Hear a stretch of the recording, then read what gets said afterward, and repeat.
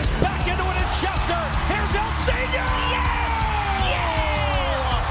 Yes! The center back, Jacob Glesnes. He's going for it. Yes! Oh my goal! What a goal! And that will do it! One of the best comebacks in recent years. 3 unanswered by the Union. And they go into the Gold Cup break, winning it 3-2. Hello and welcome to the Free Kick Podcast. My name is Todd. And after the Philadelphia Union's huge win against DC United last Saturday, the Union finally returned home after 14 days to take on the Colorado Rapids, a team that they have not seen since 2019, in a game that ended 1-1 last in Subaru Park, with Sergio Santos scoring the lone goal for the Union. But here we are to preview yet again another game.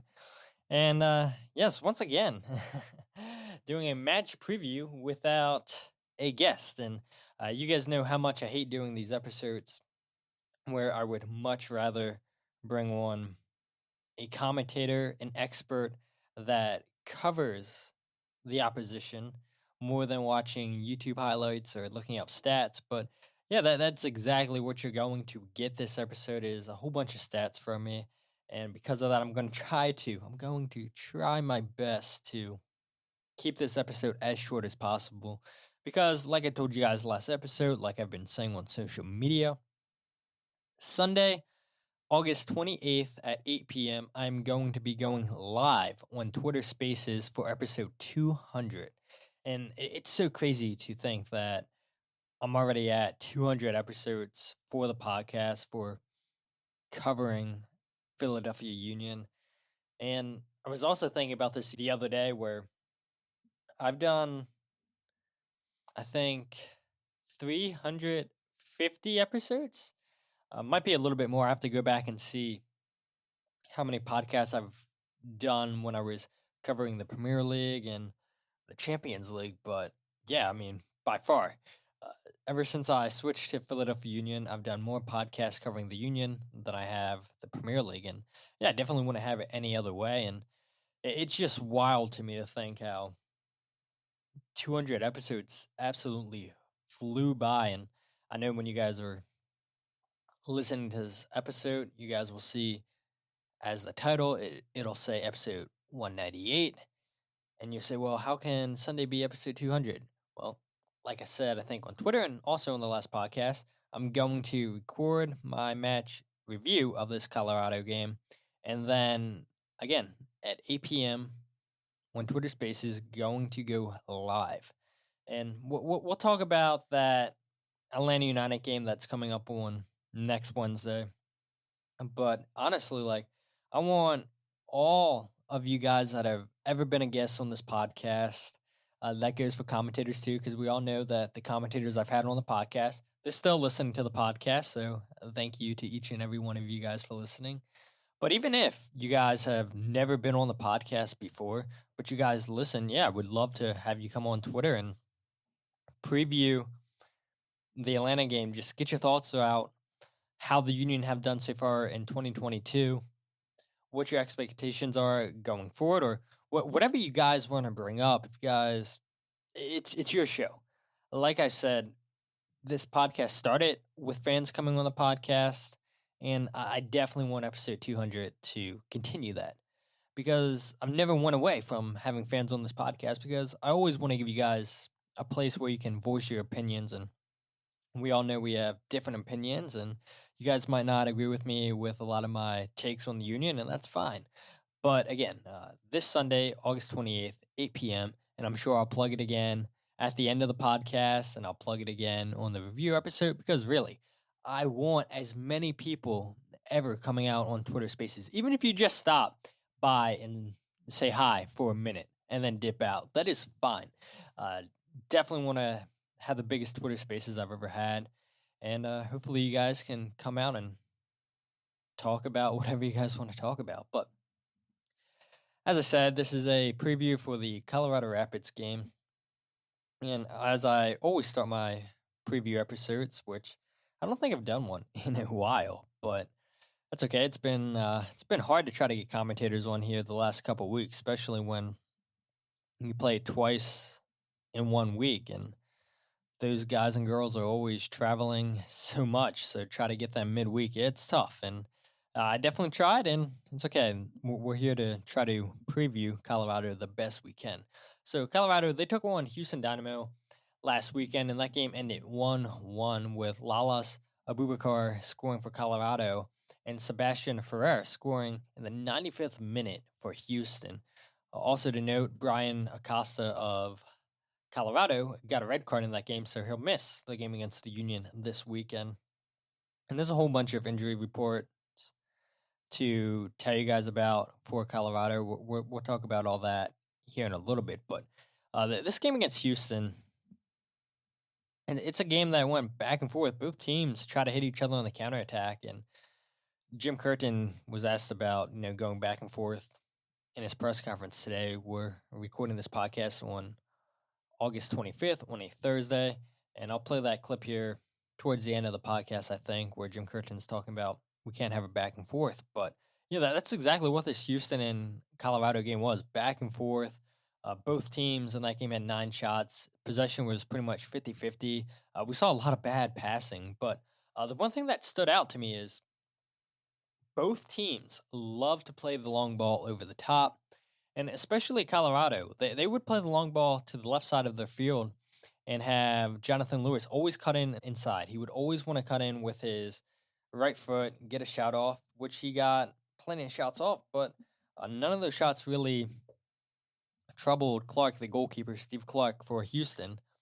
And this is a game that, honestly, Colorado should have won because I don't think Houston really troubled that defense of Colorado often enough. And we're getting into the goalkeeper here in a bit because when I was looking up stats and everything, William Yarbrough has regressed tremendously this season in MLS. And he's the reason, in my opinion, that Colorado didn't get all 3 points in this game. But yeah, I mean, if this is a game where you guys have ESPN Plus and you guys like rewatching games, this is a game that you guys definitely did not want to watch. But at the end of the day, it's a huge 3 points loss for Colorado. Houston are fighting just like Colorado to get into the playoffs, where you look, Colorado were flying last season, getting the number 1 spot in the Western Conference, and now Colorado's sitting 11th this season while Houston's sitting 13th. And yeah, it's a huge point for Houston, but it really feels like 3 points lost for Colorado. And I don't have too much more to add for this Colorado game because, again, I don't want to speak on a team that I'm not that confident on. Yeah, most of this episode is going to be stats. And I'll go ahead and start bringing up stats for William Yarbrough, the goalkeeper for Colorado, where you look, last season, he was, in my opinion, a legit top 5 goalkeeper in MLS, and he is not having the same season for Colorado, where last year he was tied for 3rd in goals against per 90 minutes with .97. He had the 4th most saves in MLS with 107, and he had the 3rd best save percentage of 77.5%. And this season, William just seems like he's regressed, like I mentioned, and it's not even like, just a little step. It's a massive drop-off.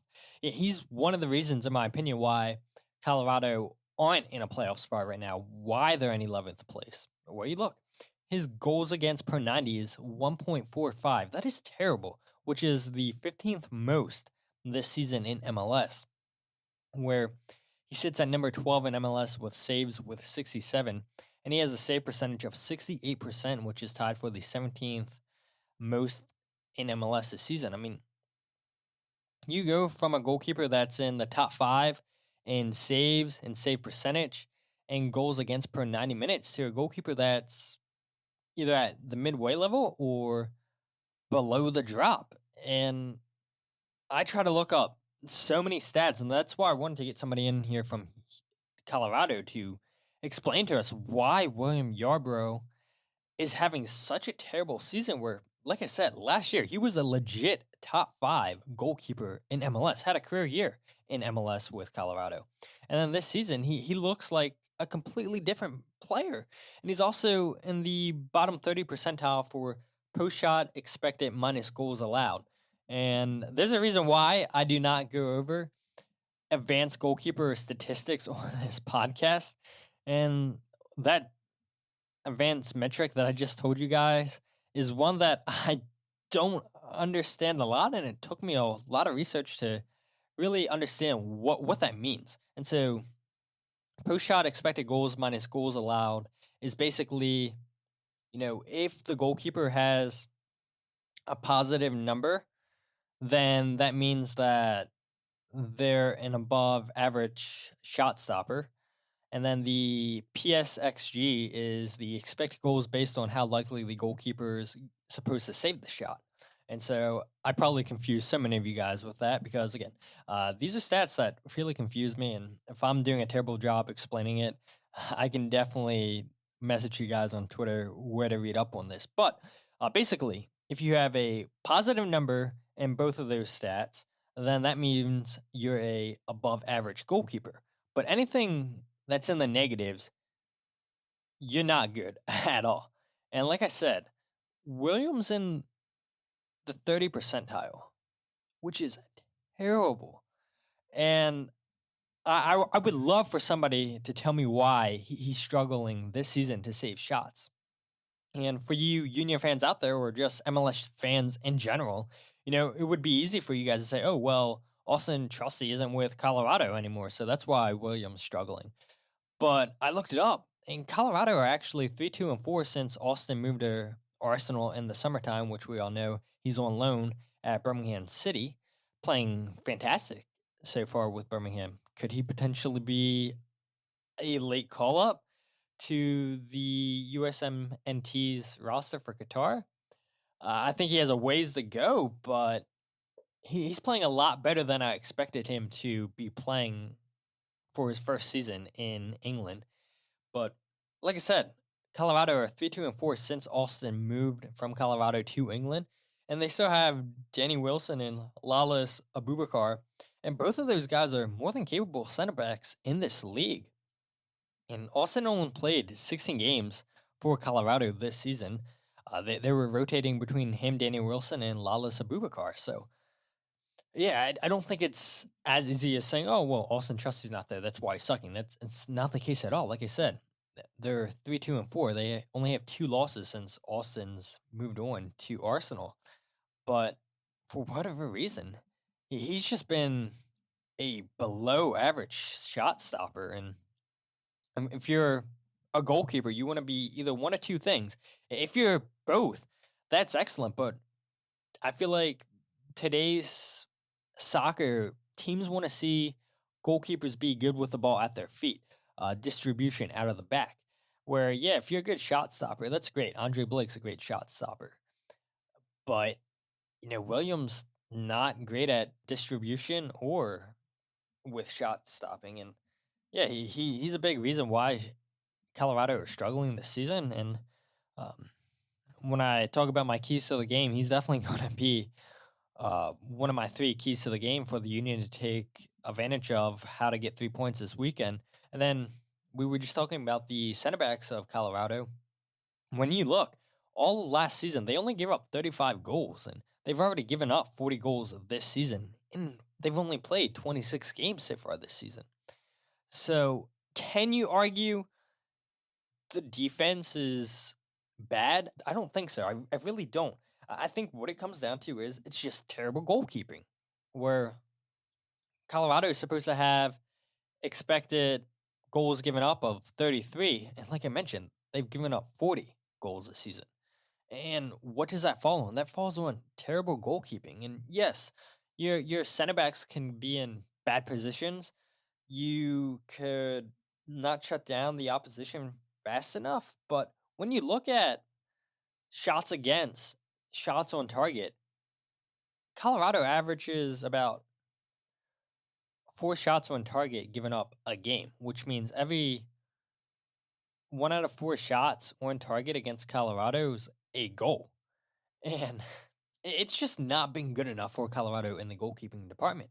And those 40 goals they've given up so far in 26 games, that's the 10th most in MLS this season.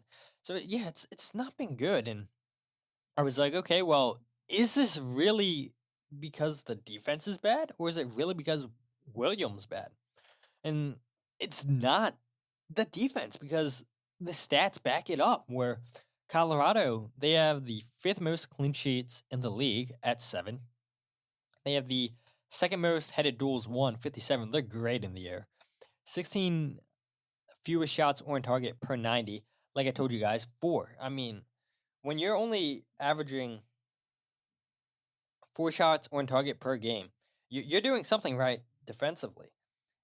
And when you look at the expected goals against, they're at the 8th fewest with 33.8%. So those 4 stats right there tell me everything I need to know that the defense is doing what they're supposed to do. It's just they can't do anything in the goalkeeping department. And if it sounds like I'm being repetitive, yeah, maybe partially I am. But I'm really trying to beat it to you guys that William Yarbrough is not a good goalkeeper. And for any Colorado fans that may or may not be listening to the podcast, I'm sorry that I'm dunking on your guy. And maybe you guys feel the same way that he's let you guys down this season. But the stats would back it up that Colorado would be in a playoff spot if it wasn't for the poor goalkeeping they've got this season. They've played on the road this season in 12 times. They've given up 27 goals and only scored 14 on the road. And they only have 6 points on the road this season. I mean, it's not been good enough at all for Colorado on the road, which makes me feel good that, okay, this is a game that the Union should win. But I don't know. It's something about the Union in the past playing down to their opponent where we all feel confident that they should get all 3 points. And then it doesn't happen because they play down to the opponent. And the only time that that's really happened, in my opinion, this season is against Chicago when we were away. Because when we took on Chicago at home, yeah, the Union made easy work of that. When they had Houston come to town, you felt like that should be a win. It was a 6-0 win. DC, 13-0 on aggregate. Both of those games you should have won. And so, other than that Chicago game, I feel confident that the Union don't typically play down to their opponent.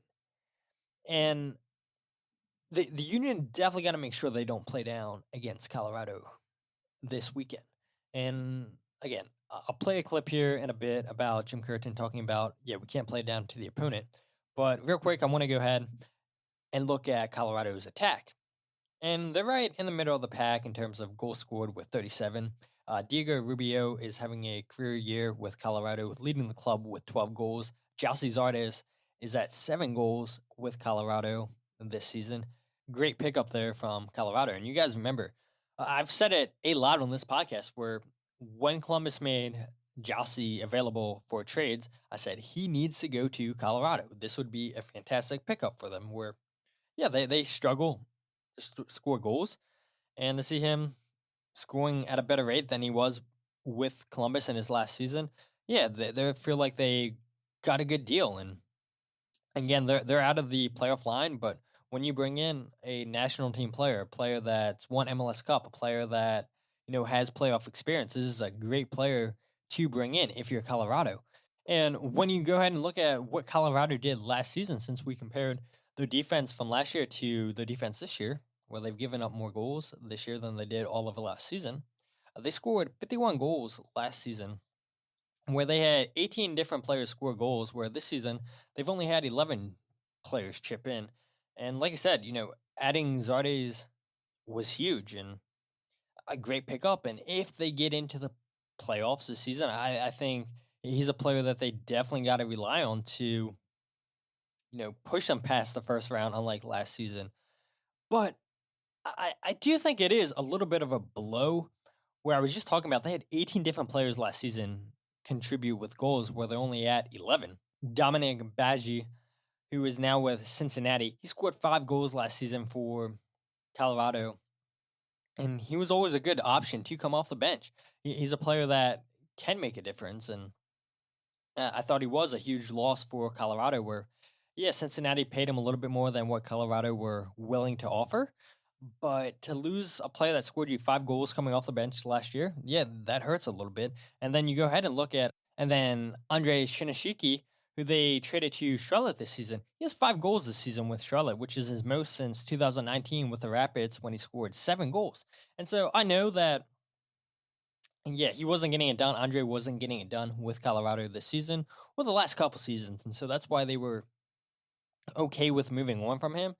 And yeah, he probably needed a change of scenery, just like Jossie probably needed from Columbus. But still, when you move on from two players that give you options off the bench, that is a big blow. And I was looking at this when I told you guys that Colorado have only had 11 players contribute with goals this season.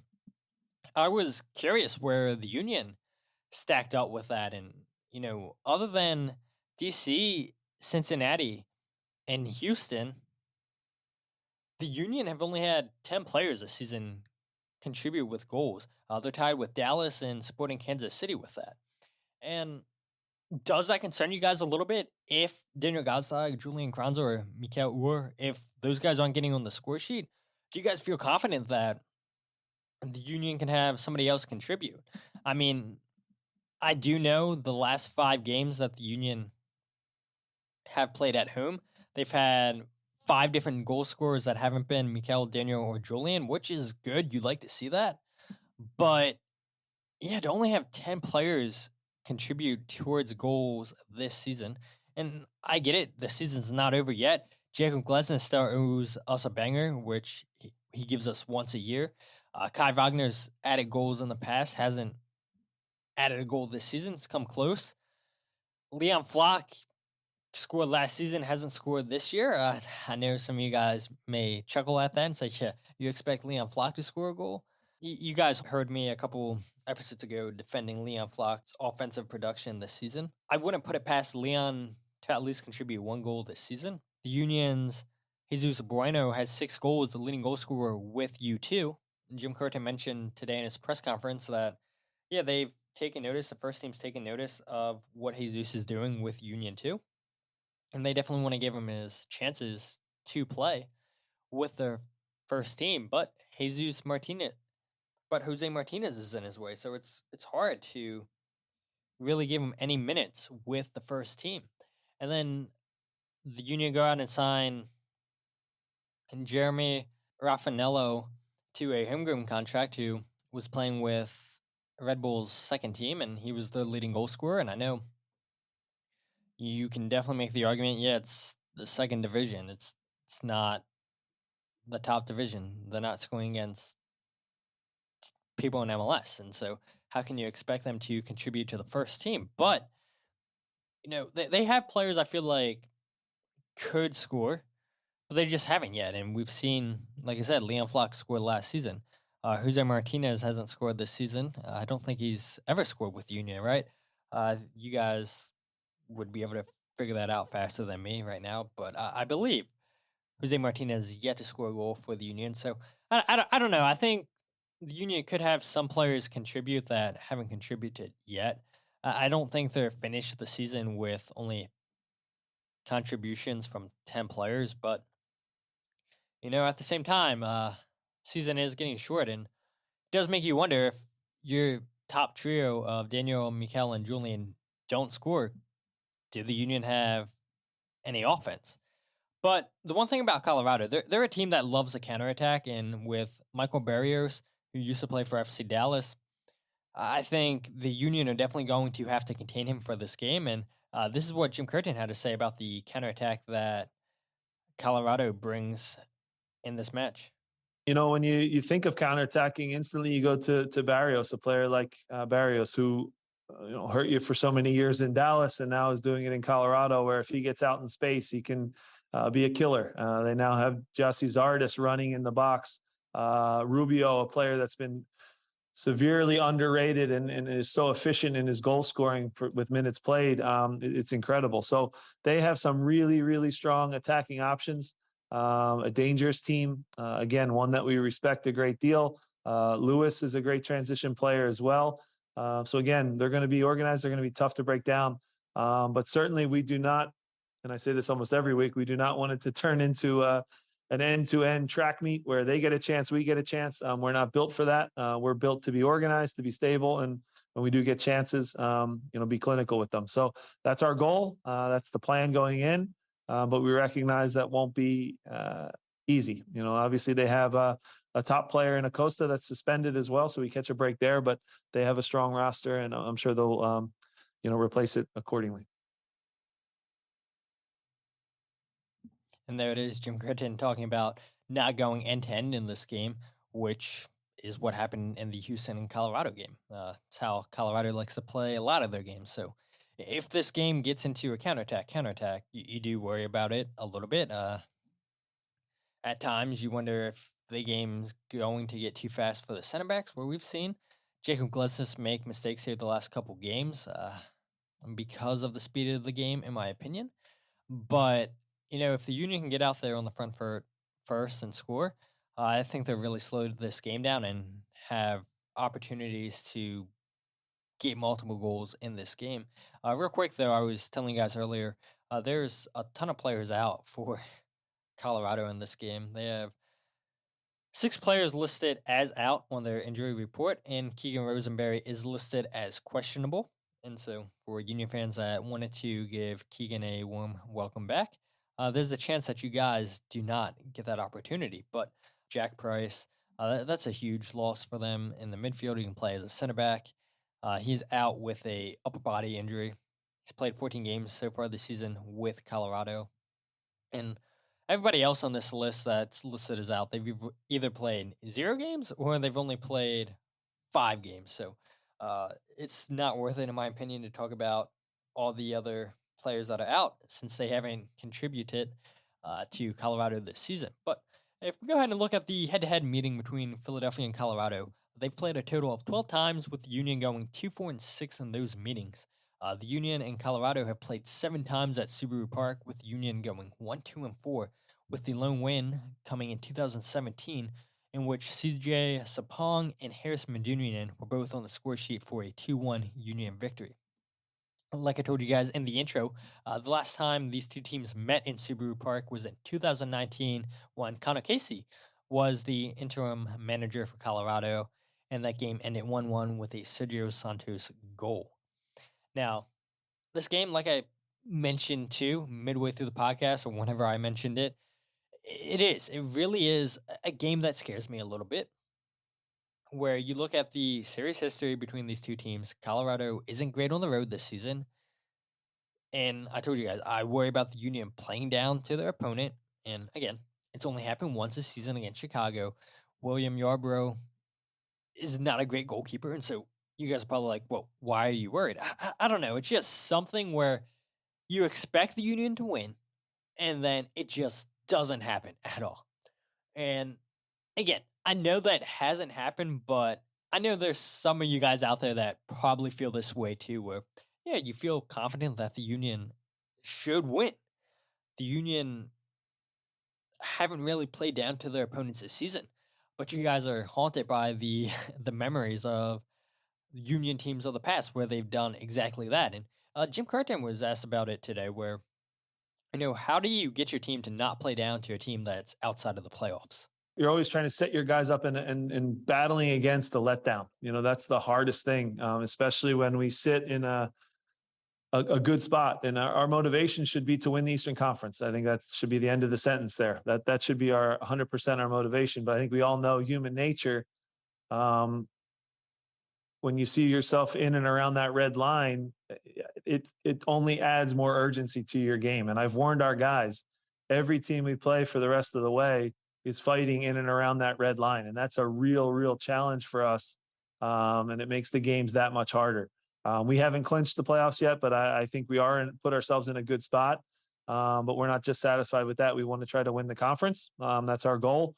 And again, all these games become a lot more tough when those teams have that desperation and that little bit extra. So certainly that's on our radar. It's something that we're trying to guard against. And if you get comfortable and complacent against a team maybe like a Colorado that you don't know as well. They have incredible attacking weapons. They're really organized. And like you said, they need 3 points. So they can throw extra bodies forward at the end of the game as an example and try to push a tie into a win. So you have to be able to navigate and manage those situations and also try and take as many points as we can. And I think that's a great transition into my 3 keys to the game. And number 1, it's a fast start / set the tempo. Because, like I mentioned, Colorado, they've given up 40 goals this season, with 23 of those goals conceded in the first half, with 5 of those 23 coming in the first 10 minutes of the game. And we've seen the Union this season score 6 goals in the first 10 minutes of games. So you've got to get at Colorado early. Jim Curtin talked about it in that clip I played you guys, where he doesn't want this to be an end-to-end game. They have players that can hurt you. But for the Union to make Colorado uncomfortable, they've got to have a fast start. Because Colorado do have talented players. And the longer that Colorado are in this game, they're going to have belief. And I say it all the time. If the Union only go into the half up by 1-0, or if the game's tied, then that gives the opposition complete belief that they're still in this game. And I get it. I know the Union are still undefeated at home. But if you don't want this game going end to end, if you don't want Colorado taking chances, putting men forward, having you outnumbered, you've got to score a goal within the first 10 minutes of this game, first 20 minutes of this game. You've got to get on top of Colorado early on. Number 2, I don't have to read you guys the stats anymore. You got to test Yarbrough, terrible goalkeeper this season. And number 3, contain Diego Rubio. Colorado has scored 14 goals on the road this season, like I mentioned, with Diego Rubio scoring in 4 of those matches. Colorado's record when Diego scores, they are 1-2-1. And so teams have found, okay, we want to be successful when Colorado come to us. Shut out Diego Rubio, because if it's not Diego scoring, then who is it? Yes, Jossie has 7 goals, like I mentioned.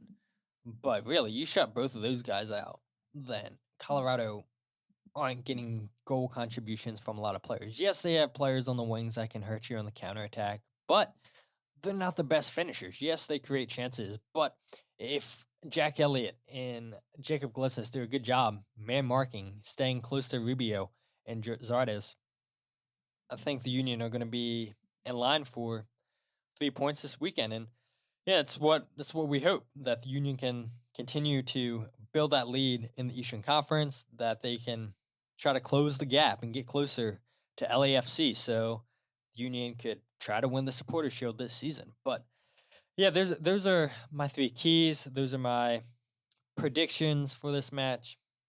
And these are my breakdown of what I expect Colorado to do, how they played this season. And hopefully I did a good job getting you guys ready for this game. But as always, if you guys aren't following the podcast on Twitter, Instagram, or Facebook, follow at Free Kick Pod, wherever you get your podcasts, The Free Kick. Check out the website, thefreekick.net. I hope to have a match preview up for you guys on the website on either Friday or Saturday, probably Saturday, the day of the game. That's usually how I've been doing them this season, or the last couple of weeks, I should say. But again, the match preview is probably going to be a lot of what I just talked about on this podcast, so you guys might not want to go ahead and read that. But if you guys do, I always appreciate the clicks, the support on the website. And again, don't forget, this Sunday at 8 p.m. live on Twitter Spaces for episode 200. But until then, my name is Todd, and this is the Free Kick Podcast.